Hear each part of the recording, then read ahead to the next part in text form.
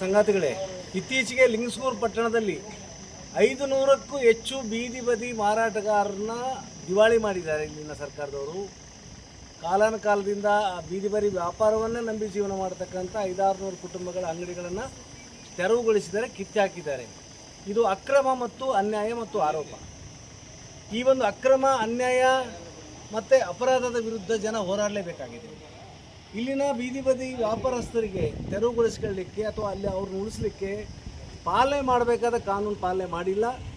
So Lingasuru ಪಟ್ಟಣದ ಪುರಸಭೆ ಆಡಳಿತ ವರ್ಗ, ಭಾಳ ಮುಖ್ಯವಾಗಿ ಆಡಳಿತಾಧಿಕಾರಿಗಳು ಇಲ್ಲಿ ಕಾನೂನು ಬಾಹಿರವಾಗಿ ನಡ್ಕೊಂಡಿದ್ದಾರೆ. 600 ಕುಟುಂಬವನ್ನು ಏನು ಬೀದಿ ಪಾಲು ಮಾಡಿದ್ದಾರೆ, ಇದನ್ನು ಸಹಿಸಲಿಕ್ಕೆ ಸಾಧ್ಯತೆ ಇಲ್ಲ. ಇದನ್ನು ನಾವು ಧಿಕ್ಕರಿಸ್ತೀವಿ ಮತ್ತು ಇದನ್ನು ವಿರೋಧಿಸ್ತೀವಿ. ಇವತ್ತು ಇಲ್ಲಿ ಸಭೆ ಮಾಡಿ ಕಲ್ಯಾಣ ಕರ್ನಾಟಕ ಬೀದಿ ಬದಿ ಮಾರಾಟಗಾರರ ಸಂಘ ಲಿಂಗಸೂರು ಅಂತೇಳಿ ರಚನೆ ಮಾಡಿದ್ದೀವಿ.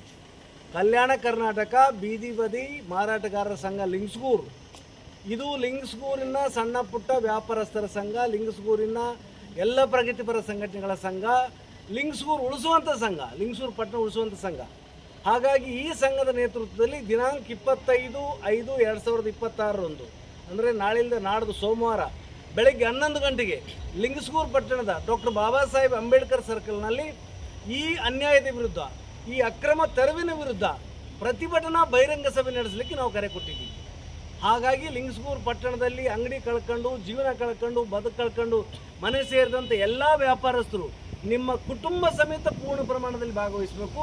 ಜೊತೆಗೆ ಈ ಒಂದು ಬಹಿರಂಗ ಸಭೆಯಲ್ಲಿ ಲಿಂಗಸೂರು ತಾಲೂಕಿನ ಎಲ್ಲ ಪ್ರಗತಿಪರ ಸಂಘಟನೆಗಳು ಕೂಡ ಸಹಭಾಗಿಯಾಗಿ ಭಾಗವಹಿಸೋದ್ರಿಂದ ಲಿಂಗಸೂರು ಪಟ್ಟಣದ ಪ್ರಜ್ಞಾವಂತರು, ಪಟ್ಟಣ ಉಳಿಬೇಕನ್ನೋರೆಲ್ಲರೂ ಇದಕ್ಕೆ ಬೆಂಬಲಿಸಬೇಕು, ಭಾಗವಹಿಸಬೇಕಂತೇಳಿ ಕಲ್ಯಾಣ ಕರ್ನಾಟಕ ಬೀದಿ ಬದಿ ಮಾರಾಟಗಾರರ ಸಂಘದ ಪರವಾಗಿ ನಾನು ವಿನಂತಿಸ್ತಾ ಇದ್ದೀನಿ. ಧನ್ಯವಾದಗಳು. Thank you.